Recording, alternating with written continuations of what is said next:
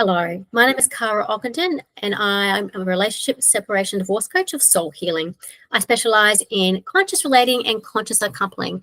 I'm also a very big advocate of taking a holistic approach to healing and having many resources in your tool belt when it comes to transformational healing, particularly as it relates to your relationships with yourself and with others. And in order to really develop the skills and capacities that you may be lacking and that may be holding you back from having those relationships that you desire and deserve. And this is why today I'm going to be speaking with a lovely embodiment and intimacy coach that I personally work with named Bree. She has been working with me in developing some skills and capacities that I was lacking around, being vulnerable, really connecting deeply, intimately, and speaking my boundaries into the world. This is something that I personally struggle with and that she has really helped me to cultivate and grow with. So I'm so happy to have her with me today and to be speaking with her. So yes, as I was saying, today I'm here with the beautiful Bree. She's a relational intimacy facilitator and embodiment coach. I'll get that right, Bree. Bree is so passionate about helping feminine women heal their relationships to masculine men through cultivating devotion, embodied relating skills. She's also based in Brisbane, around here with me. And like I said, I've personally worked with her over the past bit over 12 months, maybe 15 months.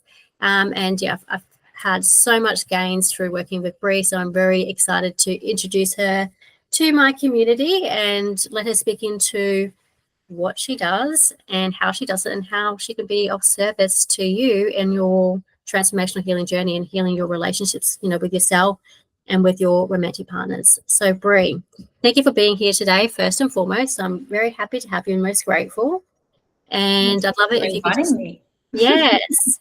And I would love you to speak a little bit into, who you are, first and foremost, how you got here and why you do it. Well, you might have to go through one question at a time. Yes. Yeah, so we'll start with who are you, Bree? Yeah, who am I? I mean, I consider myself a relational intimacy facilitator and an embodiment coach because of where I've come and the work that has come through me. And so I guess it's helpful maybe to define what those things are, because probably people don't know what on earth does that mean.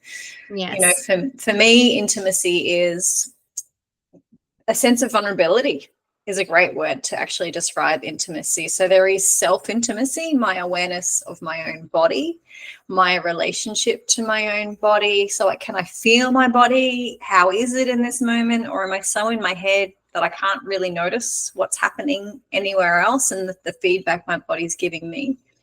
And teaching people how to have that awareness, particularly women. I work predominantly with women now, but we need to have self-intimacy first before we can connect with someone else. And the common issue I find with couples and singles is that we don't have enough awareness of ourselves. And so I do a lot of work with helping women to come back into their bodies. I did yoga. I still do yoga, but I did yoga for a long time and I thought I was in my body. And then I started doing embodiment and I discovered actually really wasn't in my body for a really long time. And so that's a little bit of a sense of, what embodiment is and the concept of intimacy as well, that we need to kind of fuse both to have healthy relationships with someone else. So it's not even an answer to your question. It's more of an explanation, but, my passion is fusing the two of them. Yes. And helping people to have really healthy relationships from that place, not from our wounds and our traumas and our pains and our stories, but from a whole body desire to connect. So it's a spiritual experience and a transformative journey for both people. Yeah, that's really beautiful, Bree. And I really resonate what you said there about the, I've also engaged in yoga for many, many years and, worked in my body from that perspective, but it's different again. And this is where like I said before, I'm so passionate about having multiple tools in your tool belt, because not everything is the same and not everything achieves the same results. It's like working holistically with all of these tools with you to achieve that. And again, I also resonate about that coming into self and self-intimacy, because that's certainly something that I know that I have been personally lacking. And I've been working on that quite a bit through my own tools and resources as well, but also through your offerings and really coming into that embodied self and moving through those emotions through your body. So they're not staying stagnant, and we're very conscious of, what's alive and what's present. So perhaps you can tell me a little bit now, what brought you here? So what happened in your life that's brought you in this path to find you in this space? Because it's not your everyday profession or service that individuals, that you wouldn't have gone to school and thought one day I'm going to grow up and be an embodiment coach. I wouldn't have any idea what it was. So how did you get here? It's a kind of a long story, so I'm just contemplating how to, keep it fairly short. Yeah. I ended up studying hypnotherapy. So I did a whole lot of Tony Robbins stuff, 20 odd years ago was the beginning. I think it's 25 years ago now was the beginning of my journey really into this world of personal development and self-awareness. And so I did all the Tony Robbins for years, and so it was all mind over matter. And to me, from where I sit now, a very masculine perspective on self-development, and no criticism on that. It's just, I would do it differently now. And so I came through the fire walking and the take responsibility for myself and think myself into a great place. And I studied NLP and I studied hypnotherapy and became a clinical hypnotherapist and thought I knew how to have a better relationship than my parents had had. They divorced when I was 14 or split up when I was 14. And so I remember really wanting to have a better relationship when I found a long-term partner, and we had a child, and he's now 14. And yet we still fell into a lot of the same ruts that our parents, we were aware of them, but we still fell into them. And it really frustrated both of us.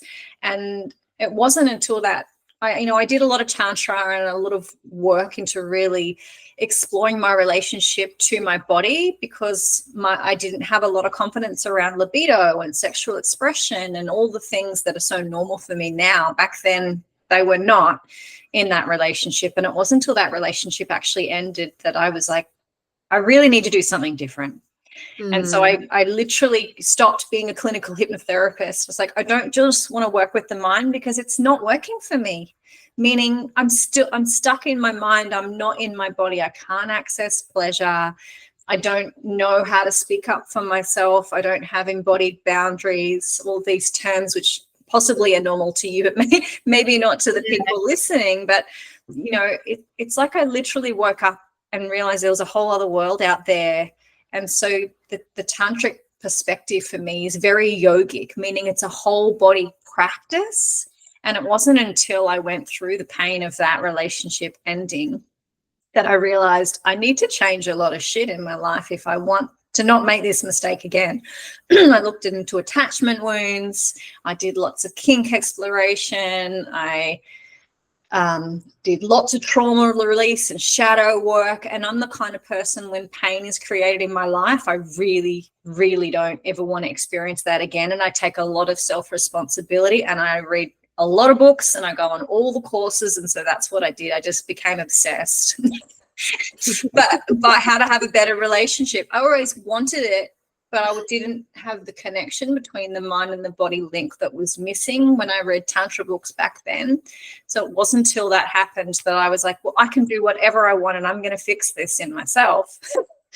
Because I did think that I was broken back then. And so that really revealed to me how disembodied I was. And then all of a sudden shadow work became a thing. And so through that pathway, started to realize it's great to be a clinical hypnotherapist, but if I'm not connected to my body, I'm missing this whole other thing. And so that created so much change in me that I realized, well, a lot of people are making the same mistakes. Yes. So that's how I ended up here, through a very painful experience and a lot of desire to make things better in the future. And so I'm always on that path, actually. I so see you in that, because it sounds like we had a very similar journey there. And again, like many of us, we started in the more masculine personal development sort of programs, and you get a lot out of that, and there's a lot of value to be taken from that. However, there's also great value from what I'm learning from working with yourself, like from the feminine perspective, and bringing that in as well and integrating that. I just wanted to clarify with that shadow work, because I'm very familiar with that term, but other people may not know what that means. Yeah. So from your perspective, how would you define sort of shadow work?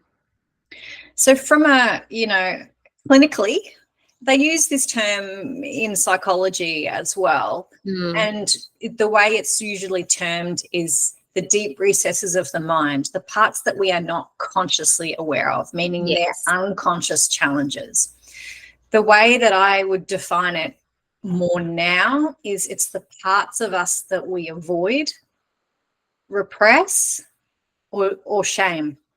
And so, if we think about an example of relationship, the thing I'm talking about a bit at the moment is the sexual expression, because it's really common that one or both people in the relationship have shut down some of their sexual expression. And so they push it into the back corners of the mind, they push it into the shadows. And this has a closing down effect in the body.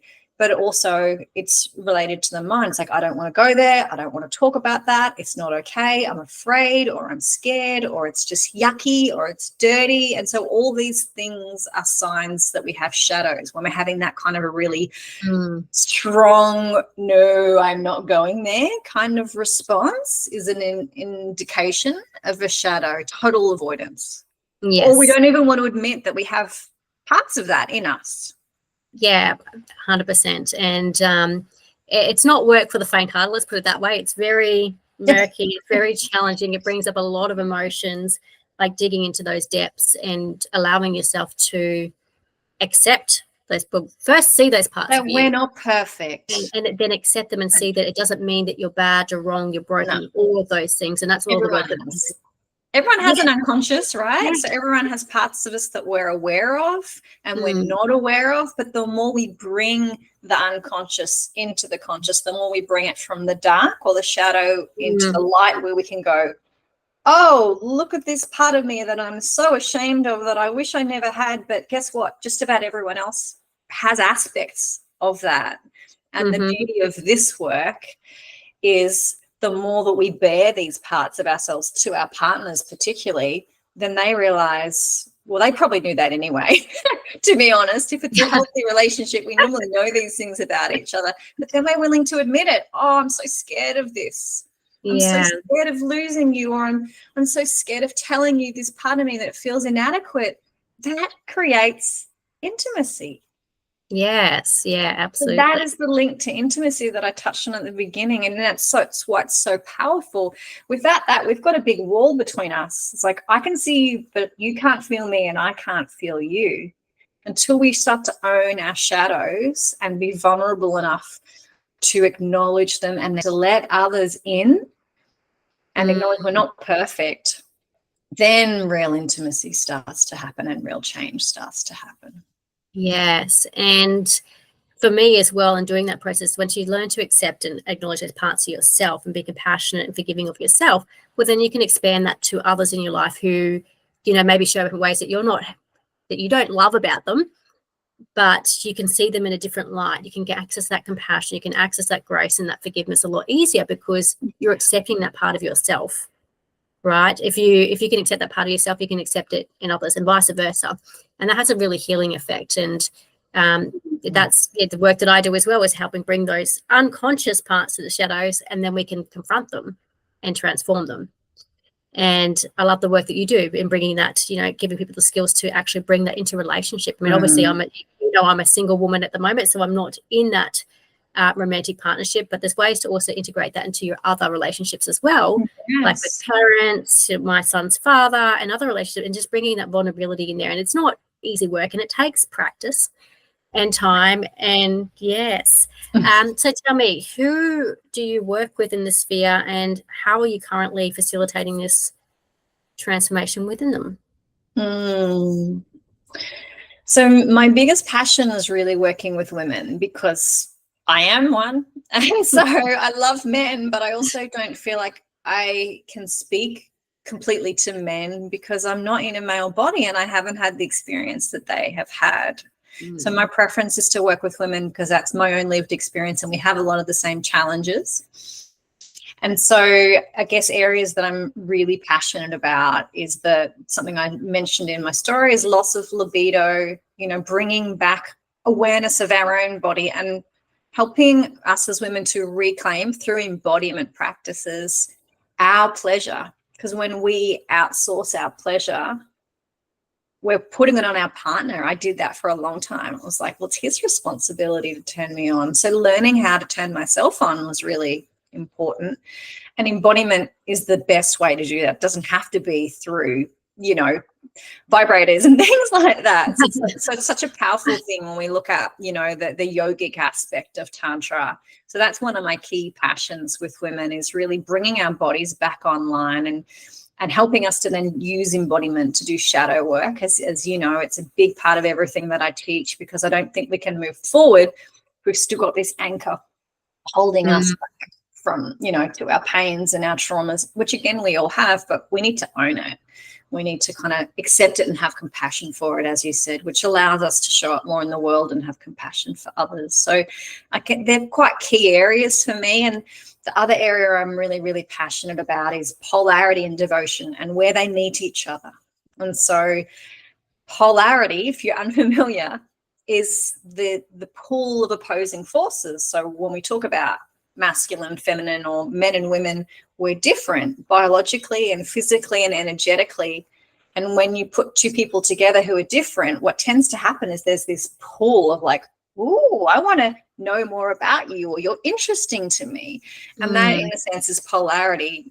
Attraction that happens early in relationship. A lot of people think that that's just chemical, but it's actually, a lot of it is naturally created through polarity. So learning how to maintain it in the relationship when it dies, or if it dwindles, because again, that happened. I was married in partnership for 17 years. So it's a lot to maintain for that long. And so polarity was the thing that I discovered keeps that alive. So I'm very, very passionate about helping men and women to bring that, and then overlaying that with the embodied relating skills and devotion. And so what that means to me is helping women particularly to be in deep devotion to their men in the way that our world is aching for. I think like there's such a wound here, men wanting to be seen as men, be accepted as men, and not have to show up in all these ways that they think we want as women, and they're trying to please us, but they're confused. And us as women learning to accept a man's gifts, and him learning to accept ours, and that we're different. And so there's a beautiful energy where the polarity and the acceptance of our difference, and this magic of devotion where we really appreciate and honor the sacredness of each other in a moment, or in a partnership, or in rituals, or in practice together, where, as I know you know, Kara, it's just, there's not even words. It's a transcendent experience of feeling connected beyond words and beyond the moment. It's quite magical, actually. And so that's what I love to teach the most. Yeah, it is really magical. It's a whole new level of experience when you're in that ritual space. And like you say, connecting without words, and just through energy and embodiment of the emotion, or just the energy you're looking to embody. Like, for example, like we had the devotion temple last weekend, and just really accessing that energy for a lot of us, which is new as well. Like even a lot of us aren't even familiar with devotion and what it actually is and what it truly means in, I suppose, not just in romantic partnership, but what it would mean to be devoted to, the opposite gender in that way, and being okay with that. Because even myself, you're very aware that I had to move through a lot of conditioning and a lot of wounding to even access that. And it's a really powerful healing tool for men and women, because this is not a one-sided problem that we have here. Men have a lot of wounds and pains around women as well, in the way that women have and have not been able to hold them and see them and accept them and love them. So this is where it's really powerful, but I do feel it can be difficult to access sometimes. So I just want to speak into a little bit more around that, around the work that you do. I mean, I know you're primarily focusing on women at this point in time about devotion, but the work that you do there to help women move through some of those as well. I think the devotion piece is so it's so not talked about enough. And what comes up for me as we talk about it now is that I feel a lot of people have a lot of resistance around this word. Particularly, women will often say to me, oh, I can't do that. Well, we are actually coded, meaning made, to be devotional beings. Like if you think about the love you have for your child, when you just want to make sure that they have the food that makes them happy, or the things in their room that makes them feel cozy and loved, or the clothes they need, like those simple things are acts of devotion. And so often we do these things, but we don't put that word on it, because sometimes there's loading around devotion. So people can think that it's a spiritual cult, or they can link it to things like submission. Like if I'm in devotion to a man, or if a man's in devotion to me, then we're enmeshed and we've got unhealthy aspects to our relationship. That is possible, but generally the people who want that kind of relationship are coming in at a really high level of awareness of this is us journeying together to expand our connection as partners, to reach sacred union, to be in remembrance of our divinity, and we are helping each other along that way, versus holding each other back and blaming each other and shaming each other. Again, all those shadowy pieces. Like the devotion piece is, for me, it's a moment by moment experience. And the more we do the embodiment, the more we clean up our shadows, the more we can show up in this moment and be brave enough to be vulnerable. And then devotion can be there, or then love can be there, or then appreciation can be there from both sides. Doesn't matter about the gender. And it's not, for me, about service to someone else. It's about, like, we're in service to love, and love is moving through us.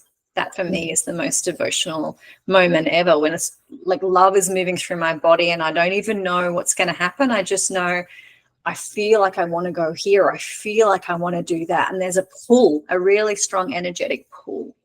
So it is really hard to explain, except just to get a sense that it is beyond the everyday mundane. And most of us want a relationship that's like that. Even if it's only occasionally, we want to know how to access that, versus feeling bored and monotonous, or taken advantage of, or not appreciated, or all the resentments built up and there's all these gaps where we can't connect to each other, versus just like laying down our weapons, being exposed enough to be honest and all, like, raw and vulnerable with each other. Like, those things are all part of a devotional moment as well. There's no guarding. Yeah, absolutely. You're quite right about that. And it's also unconditional. Like all those things that you're speaking to then about when you're speaking, I feel like when it comes to our children, it's so easy to be devoted for them, because it's like they're defenseless, right? Whereas when it comes to our romantic partners, like these other things will come up. Well, they're capable, they can do it. Why am I doing it? Like, as opposed to just giving without the expectation that we need to receive something back. But also in the flip side, fully appreciating when someone is giving you the same in their own unique way, in their own capacity to do so. And men and women tend to do that differently. And that's the other key thing that is being so apparent in this journey with you. And even on Saturday evening, when the men and women were sharing separately what they love about the opposite gender and how their energy lights them up and feels them, and what they appreciate about each other. They're different things, but it's uniquely masculine, uniquely feminine. It's our differences that we love about each other. Yeah. And when we can really appreciate that, as opposed to being critical about those, or using them as weapons to hurt each other. Yes, that's right. So there's beauty to be accessed there. And yes, I can totally understand how some people do get it confused, because even myself have been guilty of being in that space where to be devoted means that we're being submissive, or we're accepting or under control, under someone's control. Yeah, it's being controlled, and being subject to or accepting, toxic femininity or toxic masculinity, which is your unhealthy behaviors. But that's not what this is about. This is about acknowledging the healthy aspects. We're not going to be sitting here being devoted to the the toxic man or toxic woman who is, creating an unhealthy dynamic within the relationship. We're here to heal those things. So again, I would like to ask you now, is there anything else you'd like to share around that and the ways that you're working with before men? I get to that, there's something that I would like to say around the devotion thing that you were talking Yeah. about, which I think it's really a great reminder for us and for people who aren't familiar with this concept. So there's this idea that David Data talks about 3 stages of relationship. And I really love this analogy when you talk about the toxic through to the devotion. So the first stage is often termed selfish. And this is where we can get into really highly enmeshed, codependent, wounded dynamics with each other. I need you, but I kind of hate you, but I kind of love you, but I still need you. So it's really quite abusive. There can still be love and care there, but it's not healthy in the ways that we know that it could be. Maybe at the time we're not aware of that, but, you know, in retrospect, particularly abusive environments fall into this. Once we start to evolve through that from this highly enmeshed dependent state, we come into the second stage, which is healthy, but it's also the polarity tends to die because we become like housemates, business partners. We can rely on each other, but we don't really want to have sex that much. We kind of spend a lot of time together. So we literally lose that difference and that spark that is the organic origin of polarity or, you know, attraction. But then this is where a lot of us get stuck. I know I got stuck here in my marriage. It's like, how do we get to this next level? And this is where the devotion comes in. Stage 3 is when we choose to make the vehicle of the relationship the sacred path that is going to help us to evolve. When we choose to show up to it like that, which means putting our ego aside. It doesn't mean you're my master, so I have to do everything for you. That would be down in the toxic level. It's this relationship is opening me and it's opening you and it's opening us. It's helping us to evolve. And so we put our own agenda aside, which is why the shadow work thing is so important. We have to be able to transcend that enough to go, I'm in devotion to this moment, or I'm in devotion to this relationship because it serves me, even if it's uncomfortable sometimes, it serves me to be here with you and it serves you to be here with me. And so we're both all in at the best of our capacity. And it's a very different dynamic. It can look the same from the outside to someone who doesn't know any different, but it doesn't feel the same. I can tell you it's very, very different. And it's a whole different energy and a whole different mindset and perspective of relationship. And therefore, the way you're going to move through relationship challenges in terms of, like, in your body and in your emotions and your energy is going to be completely different because you've just got a whole different perspective, which is really quite beautiful. And the word that we often use at that third stage is interdependence. So from codependent to more independent and like, yeah, we can just all do it ourselves, to interdependence, which is like, I can do it and you can do it, but what if we do it together? Yeah. Like it's quite liberating, but it's like they are stages of evolution. We kind of have to go through the pain of learning how to separate in the second stage to then be able to then come back together and know that we are separate, but we are one at the same time. And so it takes awareness and work and a little bit of painful stuff to move through usually. Yes. Yeah. And I love what you touch on there about interdependence, because for a lot of people, their relationships are not interdependent and they're not used as a vehicle for mutual growth and understanding and awareness. That's just, and for all of us, we just weren't taught that. We weren't modeled that. We didn't know what codependent meant. We certainly knew what it looked like because that's what we grew up with or were exposed to, but we didn't know well, we probably had some awareness that it wasn't what we wanted, but we didn't know what we do want. What else do we do instead when we don't have a roadmap for it? That's right. So, yeah, I love that you touched on that and gave that sort of pathway through from here to here, because I feel for a lot of people, myself included, that's where we're coming from. We're coming from down here and working our way up to transform that spiral up and have those relationships that we all desire. Like, it's not one-sided. Like, that's what we all want deep down inside. For anyone who is a well-intended human being who's not suffering from some deep seated ailment of mentalness or mental disorder. But majority of us, that's what we would hope, and that's what we desire, and we're all the one in that sense, in that desire. Yeah, and what I believe is that there is no short path to get there. No, absolutely not. It's a If life we choose journey. to use relationship to get this level of spiritual evolution, shall we say, we have to be willing to do the work, the intimacy work with ourselves and with each other, to move through all uncomfortable stuff that comes up along the way as we are evolving in that manner. And so there's no shortcut, but it is worth it, because the amount of people that are at that level of relationship on the planet is very small. Like we talk about like power versus force, if you're familiar with that spectrum, like the high vibration of spectrum that Christ was supposedly vibrating at, pure love. It's like that. It's like we're accessing this really high frequency in our relationships, but can we be there all the time? Maybe not, but can we at least dip in and out of it? But it takes a lot of work to clean ourselves up enough to be able to even access that, because we've got all the shit that it's like literally weighing us down like an anchor. So I guess if anyone's feeling inspired but doubtful, it takes a few years just to start to feel more secure if we're actively working in that level, and then working in this stuff overlays that, and then all of a sudden it gets easier and it starts to feel really quite natural and magical. So yes, it's worth the effort. It is. And I'm so with you on that. It's a journey, and it's not an easy journey, this space, but it's definitely worth the openings. And I look forward to continuing that journey.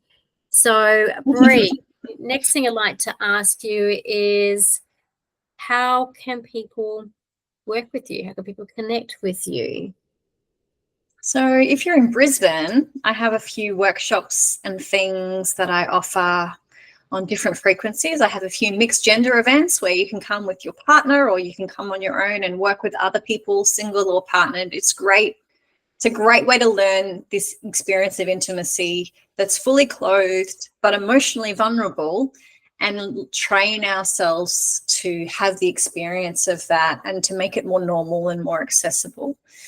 And then I have a lot of women's only things that I run in the Brisbane region as well, embodiment immersions and evenings where we get more playful. But most of my work at the moment is transitioning to online, actually. So I have a number of online women's group programs, which Kara's done.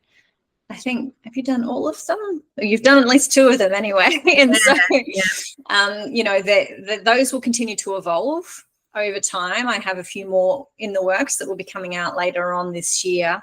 And I also am going to shortly be launching a 9-month program, which includes all of my programs. And so that is going to be the most exclusive way to get my support, because what I do is very intimate. I don't work with 100 people at a time. I don't take on a lot of private clients. So when I create a container, I like to work really closely with those that I work with. So there is a real level of getting that support, that hands-on support and that guidance, and the reinforcement of the embodied aspects, because everything I do is embodiment-based. It's not like going to a coach or a therapist and just talking. It's like, okay, here's the problem, let's move it through the body. And so it becomes really natural after a while, but it's a very different way of working. But it also makes the change shift faster, and it helps us to move through our discomforts in a completely different way. So I guess there's some of the things that are, pretty exciting for me at the moment in terms of how you can work with me. I also have quite a lot of online programs and things. So, if this is available soon, I have some special sales on my website for mini courses and things that you can get a taste of, things for couples and things for women that I'm offering. So come and check them out if you're interested. Yes. So just speaking into, I suppose, your containers for embodiment work, again, it absolutely is something that evolves over time. Like for myself, it's something that's engaging in a number of programs to really implement it in my life and create that shift. It takes time to rewire the brain, and sometimes we need that support of our coaches and our mentors to keep us accountable. I mean, I do, but that certainly helped me. But I do too. Yeah. It's like we have our own team of people to will help us work through these things. Yeah. I just wanted to touch on a little bit more around embodiment as a term itself, because I'm just conscious that some people won't really understand necessarily what that means as a practice.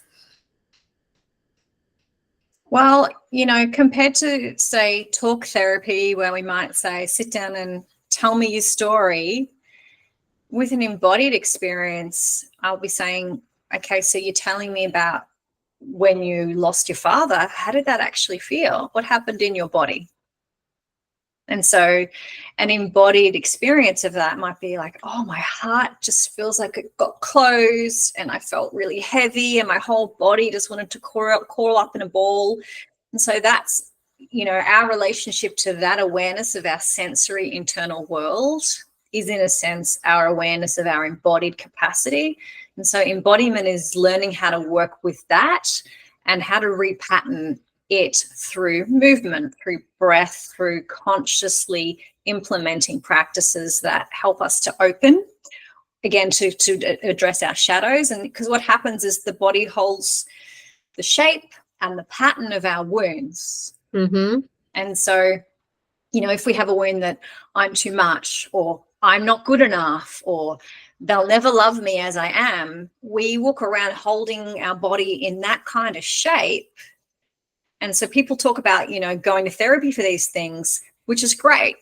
I was a therapist in that way for a long time, but the body holds the shape of it just as much as the mind, and they're very connected. So until we actually move it through the body and the nervous system and clear it of all the patterns that it's holding, it's really hard to, again, move forward out of those stories of pain and hurt, and we can stay stuck in replicating them. And so embodiment is an amazing tool where we use the whole somatic system. We use the nervous system. So it's repatterning us from the inside out. And the best part is we feel the shifts really quickly. So you don't have to go to therapy for 5 years. You do some embodiment practices, you're going to feel different within 5 minutes, and you're going to feel lasting change if you're doing it regularly over weeks and months. So it's really it's the fastest way I've found. And it's basically a yogic practice. It's not going to a yoga class, but it is a yogic approach, meaning the whole body is engaged. So everyone should be doing it. And it's body movement as well. I love that about it as well, as you're moving your body.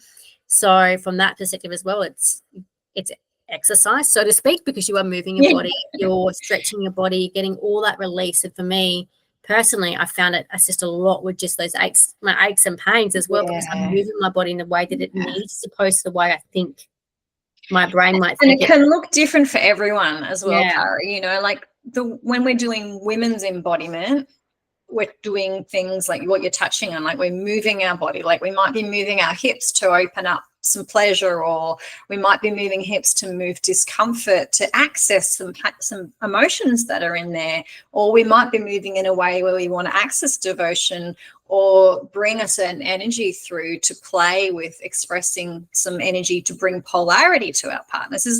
There's actually a lot of applications that polarity has, which is hard to touch on without really experiencing it. But then there's also using it for trauma release, and there's also using it to kind of step into something that we don't yet have, like a future relationship as well. So it's a whole body tool for change is a really great way to think about it. And for me, it's a medicine, meaning I do it just like I do yoga and walk and do Pilates.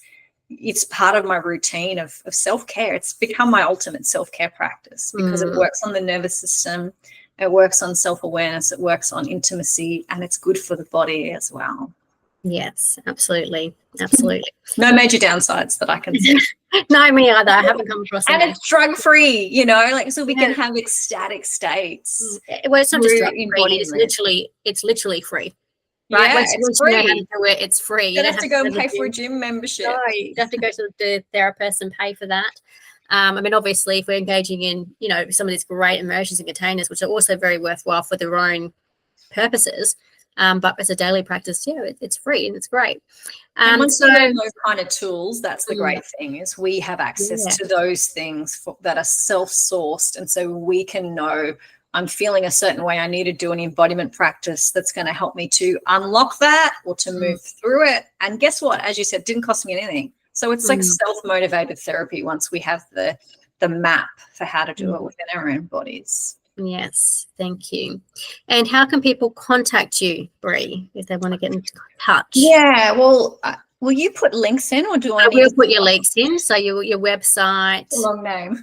Yes, and you're on Facebook. Yeah, so I'm on Instagram, I'm on Facebook, I have a website, and I have my online platform where all my programs are, which you can find through my website as well. So I'm on all the main places. I can't see myself going to TikTok anytime soon. I'm also on YouTube.